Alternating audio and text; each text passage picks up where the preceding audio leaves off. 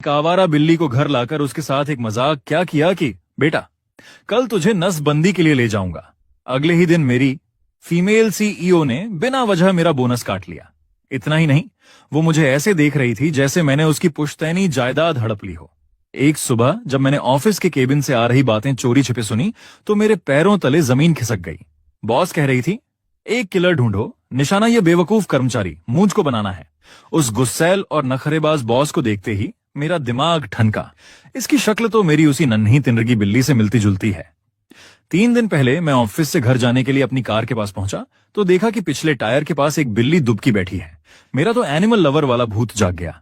मैंने उसे गोद में उठाया और बोला, लोग कहते हैं कि कैलिको बिल्लियां बिल्लियों की दुनिया की एलिया भट्ट होती है। छोटी परी, तू बड़ी किस्मत वाली है कि तुझे मैं मिल गया। चल मेरे साथ घर चल, वहां तुझे लजीज खाना खिलाऊंगा। बोलते बोलते मुझे एहसास हुआ कि मैं कितना बड़ा क्रीप लग रहा हूं। ऐसा लग रहा था जैसे मैं किसी मासूम लड़की को बहला फुसला रहा हूं। मैंने बगल वाली सीट पर बैठी उस बिल्ली को देखा तो कसम से उसकी आंखों में मेरे लिए 30% नफरत, 30% शक और 40% भयंकर गुस्सा भरा था।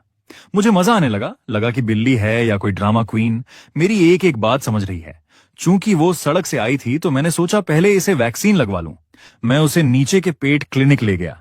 वहां के डॉक्टर ने स्कीम चिपकाते हुए कहा, सर हमारे पास नहलाने, चेकअप और वैक्सीन के साथ एक कॉम्बो पैक है जिसमें एक नसबंदी फ्री है। नहलाने और वैक्सीन तक तो वो बिल्ली शांत थी, लेकिन जैसे ही उसने नसबंदी शब्द सुना, भाई साहब वो पिंजरे में ऐसे पागल हुई जैसे मैंने उसकी शादी तोड़ने की बात कर दी हो। वो चिल्लाने लगी, काटने दौड़ने लगी। मुझे शक हुआ, क्या इस बिल्ली को वाकई पता है कि नसबंदी क्या होती है? उसका ड्रामा देखकर मैंने हार मान ली और कहा, चलो ठीक है, अगर ये नहीं चाहती तो नसबंदी रहने देते हैं। अगर सेहत ठीक रही तो क्या पता ये सुंदर सुंदर बच्चों की फौज खड़ी कर दे।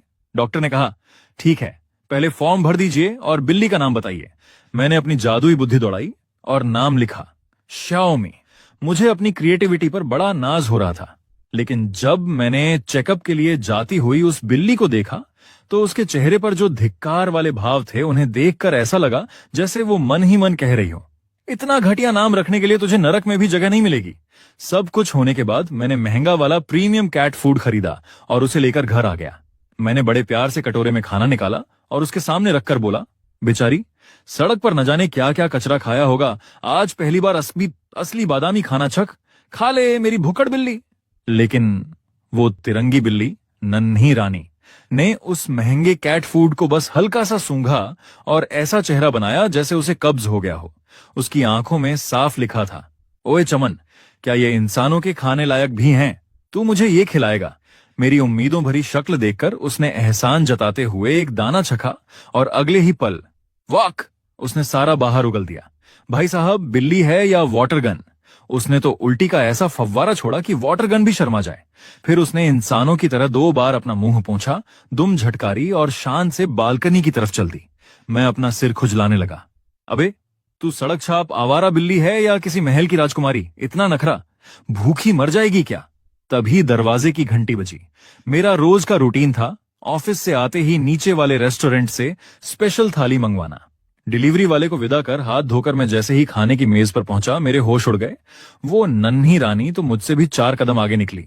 वो मेज पर ऐसे जमकर बैठी थी जैसे घर की मालकिन हो। वो बड़े मजे से मेरी खट्टी मीठी पसलियां चबा रही थी, एक घूंट मछली का सूप पी रही थी और तो और विटामिन की कमी ना हो जाए इसलिए बीच बीच में सलाद भी चल रही थी। मैंने उसे गर्दन से दबोचा और चिल्लाया, नीचे उतर। ये क्या बदतमीजी है? घर मेरा, खाना मेरा और तू मेज पर बैठकर दावत उड़ा रही है। अभी तो मैंने चखा भी नहीं था।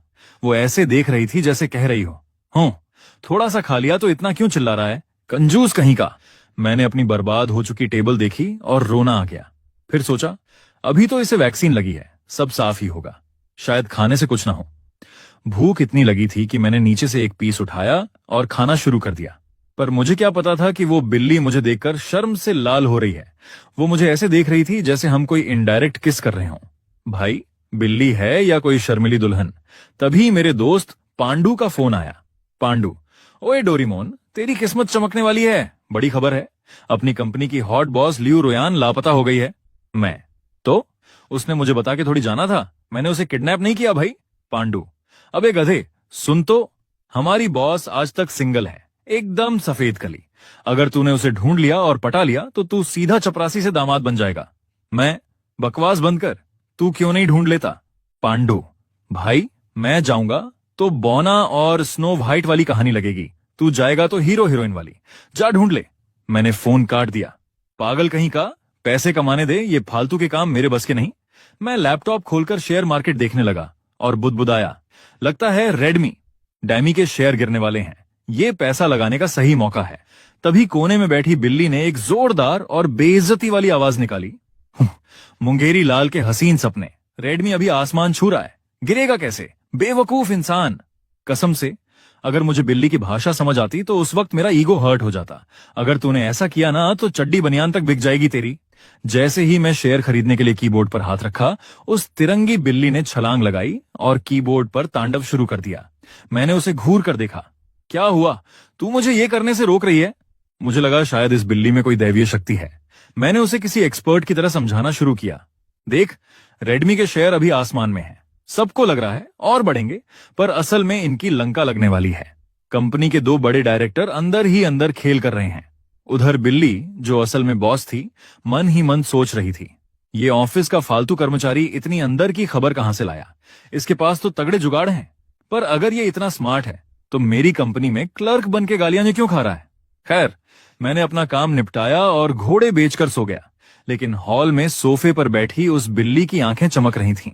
वो दबे पांव दरवाजे तक पहुंची और हैंडल खोलने के लिए जैसे ही उछली, अचानक एक सफेद रोशनी हुई। वो बिल्ली अब मैडम बॉस लियो रोयान बन चुकी थी। खुद को उस हालत में देखकर उसका चेहरा टमाटर जैसा लाल हो गया। कितनी शर्म की बात है। उसने दबे पांव मेरे वार्डरोब से मेरी एक बड़ी सी ढीली ढाली टी शर्ट निकाली और पहन ली। फिर वो मेरे बिस्तर के पास आई और मुझे सोते हुए देखकर बुदबुदाई, यही है वो कमीना जिसने मुझे किडनैप किया और मेरी नसबंदी कराने चला था। उसने हवा में ही मेरे एक नाजुक अंग पर मारने का इशारा किया, जैसे अपना बदला ले रही हो। फिर उसने बड़ी चालाकी से मेरा हाथ पकड़कर मेरे ही फिंगरप्रिंट से फोन अनलॉक किया और अपनी सहेली को मैसेज भेजा, कुन कुन चौराहे पर लेने आओ, रिप्लाई मत करना। मैसेज डिलीट करके जाते जाते उसने मुझे ऐसी नजर से देखा जैसे कह रही हो, कल ऑफिस आ, फिर बताती हूं तुझे। सोसाइटी से बाहर निकलते ही वो अपनी लग्जरी पोर्श कार में बैठ गई। वो घर नहीं गई बल्कि सीधे ऑफिस पहुंची और उन शेयर्स की डिटेल निकालने लगी। वो हैरान थी कि जो बात उसे करोड़ों का नुकसान करा सकती थी वो उस बेवकूफ कर्मचारी को पहले से पता थी। वो खुद से कहने लगी, बिल्ली बनना क्या भगवान का इनाम था? पर नहीं, मुझे दोबारा बिल्ली नहीं बनना। उस घटिया आदमी ने मेरा फायदा उठाया और मुझे भुक्खड़ बोला। अगली सुबह 9 बजे लियू रुयान अपनी कुर्सी पर बैठी बैठी झपकी ले रही थी। नींद में उसे फिर से वही सपना आया कि वो फिर से बिल्ली बन गई है, और नींद में लियू रुयान ने देखा कि वह फिर से बिल्ली बन गई है और पूरी रात मेरी बाहों में सिमट कर सोई हुई है। अचानक उसकी आंख खुली। मैडम, क्या हुआ? सब ठीक तो है? सारे बोर्ड डायरेक्टर्स मीटिंग रूम में आपका इंतजार कर रहे हैं, सेक्रेटरी ने धीरे से कहा। लियू रुयान का पारा 7वें आसमान पर था। एक तो वो डरावना सपना जिसमें वो मेरी बाहों में थी, और ऊपर से पूरी रात की अधूरी नींद। वह गुस्से में पैर पटकती हुई मीटिंग रूम की तरफ बढ़ी। तभी ऑफिस एरिया से गुजरते वक्त उसकी नजरें मुझे ढूंढने लगीं। आखिरकार कोने वाली सीट पर मैं उसे मिल गया, मजे से अपना फोन चलाता हुआ। उसने मन ही मन सोचा, कमीने इंसान, मैं यहाँ रात भर सो नहीं पाई, ऑफिस में मीटिंग्स का बोझ है और तू यहाँ बैठकर मजे से फोन चला रहा है। उसने चिल्लाकर कहा, वो जो कोने में कर्मचारी फोन चला रहा है उसका इस महीने का पूरा बोनस और रिवॉर्ड काट दो। सेक्रेटरी बेचारी दंग रह गई। जी मैडम, पर अजीब बात है, आज तक आपने किसी को इतनी छोटी बात पर इतनी बड़ी सजा नहीं दी, और फोन तो सब इस्तेमाल कर रहे हैं,